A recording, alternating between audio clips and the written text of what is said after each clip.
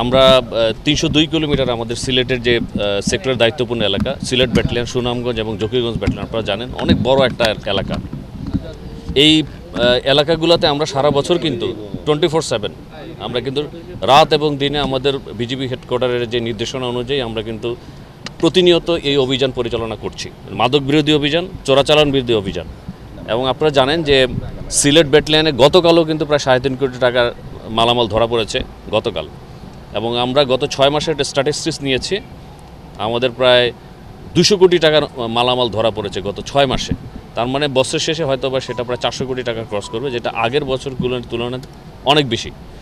আপনারা জানেন যে এই চোরাচালানের বিষয়টা কিন্তু প্রতিনিয়ত চেঞ্জ হয়। যেমন আগে এক সময় ছিল, বছর দেড়েক আগে গরু এবং মহিষ পাচার হতো, পরবর্তীতে চিনি আসলো এবং বর্তমানে দেখা যাচ্ছে যে গত ঈদেও কিন্তু গরু মহিষ পাচার করতে পারেনি আমাদের শক্ত অবস্থানের কারণে, এবং অন্যান্য যারা আইনশৃঙ্খলা রক্ষাকারী বাহিনী আছেন, লোকাল প্রশাসন, ইউএনও, থানার ওসি এবং সবাই কিন্তু আমাদের সহযোগিতা করেছেন। মাঠের অলরাউন্ডার আমি, আর ঘরের allrounder Tylox. Tylox toilet cleaner, clean মানেই টাইলক্স। একসাথে আমরা কাজ করার কারণে কিন্তু গত ঈদে, কোরবানি ঈদে কিন্তু গরু মহিষ খুব একটা আমাদের কাছে আসতে পারেনি, আমাদের খামারিরা লাভবান হয়েছে। তো আমাদের এই প্রচেষ্টাগুলো আমরা দুইটা ভাগে করি। একটা হচ্ছে অ্যাওয়ারনেস প্রোগ্রামের মাধ্যমে যাতে লোকাল লোকজনকে, লোকাল সিভিলিয়ানকে যাতে আমরা সচেতন করতে পারি, তাদের সাহায্য দরকার।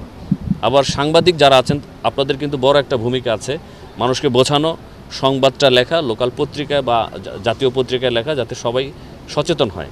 তো এই প্রচেষ্টার মাধ্যমে লোকাল প্রশাসন, অন্যান্য আইনশৃঙ্খলা রক্ষাকারী বাহিনী, বিজিবি সবাই মিলে যেন আমরা এই মাদক এবং চোরাচালান প্রতিরোধ করতে পারি, সেই উদ্দেশ্যে কিন্তু আজকে এই অনুষ্ঠানটা আমাদের করা। তো হচ্ছে যে আমাদের সীমান্তবর্তী এলাকায় আপনারা জানেন ৮ কিলোমিটারের মধ্যে আমরা সরাসরি অভিযান করি। আর ৮ কিলোমিটার বাহিরে যদি অপারেশন করা হয়, আমরা কিন্তু পুলিশ এবং আর্মির হেল্প পাই। যেমন গতকাল যে অপারেশনটা ছিল প্রায় ৩.৫ কোটি টাকা, সেটা কিন্তু আর্মি আমাদেরকে হেল্প করেছে, যেহেতু এটা আমাদের ৮ কিলোমিটার অনেক ভিতরে, প্রায় ৩০ কিলোমিটারের ভিতরে সীমান্ত থেকে। তো আমরা পুলিশ, আর্মি এর সহায়তাও কিন্তু আমরা তার ভিতরে অভিযান করি। ইভেন ৮ কিলোমিটারের মধ্যে যে আমাদের মোবাইল কোড করতে হয়, এই ইউএনও সাহেব আছেন, ওনারা কিন্তু আমাদেরকে এসিল্যান্ড বা ম্যাজিস্ট্রেট দিয়ে হেল্প করেন। অনেক সময় ইউএনও সাহেবরা কষ্ট করে রাত বিরাতে কিন্তু আমাদের সাথে যান। তো ওনারা কিন্তু থাকাতে আমাদের অনেক সুবিধা হয়, ওনারা আমাদেরকে হেল্প করে। যেখানে বিজিবি এবং লোকাল প্রশাসন থেকে ইউএনওরা কিন্তু মোবাইল কোড পরিচালনা করে, সেখানে পুলিশ থাকে, ম্যাজিস্ট্রেট থাকে এবং বিজিবি থাকে। তো এইভাবে একটা কম্বাইন্ড এফোর্টের মাধ্যমে কিন্তু আমরা সীমান্তবর্তী এলাকায় এই চোরাচালানটা কমায় নিয়ে আসি।